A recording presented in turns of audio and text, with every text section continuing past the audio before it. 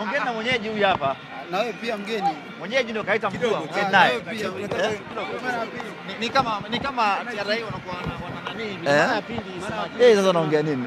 Mechi imeahirishwa, unaongea nini? Kidogo kwa wana Simba. Kidogo tu kwa wana Simba.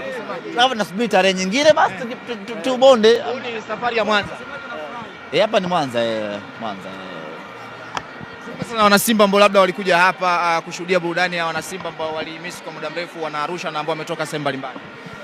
Tunawapa pole wana Simba wa Arusha, pole kwa mrengo miwili. Ya kwanza walijiandaa kuiona Simba yao, lakini imeshindikana kwa sababu ya hali ya hewa, lakini ya pili wameshatoa viingilio vyao, lakini imeshindikana kuona burudani. Tunawapa pole, lakini hata wao wanaona hali ya uwanja sio rafiki kwa Simba kuweza kucheza mechi pamoja na TRA, na mamlaka imeahirisha. Tusubiri tarehe nyingine. Kwa sasa sisi tunarejea Dar es Salaam kwenda kujiandaa na mechi inayofuata dhidi ya Pamba FC. Na hii semaje iharibu mipango ya timu? Mipango inaharibika kwa sababu mechi ikipangwa, maana yake mnatakiwa mcheze, malize hiyo ratiba, muendelee kwenye ratiba nyingine. Na sasa hivi umeona ratiba ambavyo imebanana kila baada ya mechi, kila baada ya siku mbili mechi. Kwa hiyo ikitokea mechi ikiahirishwa, maana yake ni kwamba ni mzigo ambao utakuja kubeba huko mbele. Kwa hiyo mipango inaharibika, lakini hii ni out of control, iko nje ya uwezo wa kila mtu. Semaji mara ya pili mechi dhidi ya TRA na Otambawa.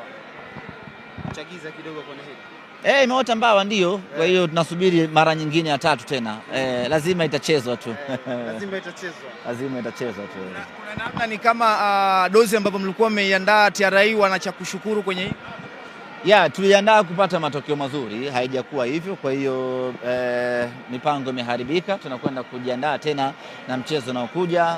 TRA muda wao utafika tu. Kinachotokea hapa ni wanaingia ICU wanatoka, wanaingia ICU wanatoka. Muda wao utafika, wataingia ICU na kufa moja kwa moja. Kitu kinachofuata dhidi ya Pamba sasa. Ni Pamba sasa. Tunarejea Dar es Salaam, kisha tunaunganisha kwenda Mwanza kwenda kuwafuata Pamba. Mechi nyingine ngumu, lakini tutakwenda kufanya maandalizi makubwa, twende tukapate matokeo mazuri inshallah.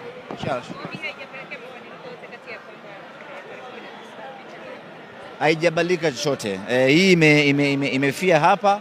Kesho Mungu akijalia timu inaondoka Arusha kuelekea Dar es Salaam. Tapumzika kidogo siku moja Dar es Salaam, siku inayofuata kwa maana ya Jumanne tunaondoka kuelekea Mwanza kuwafuata Pamba. Shukrani.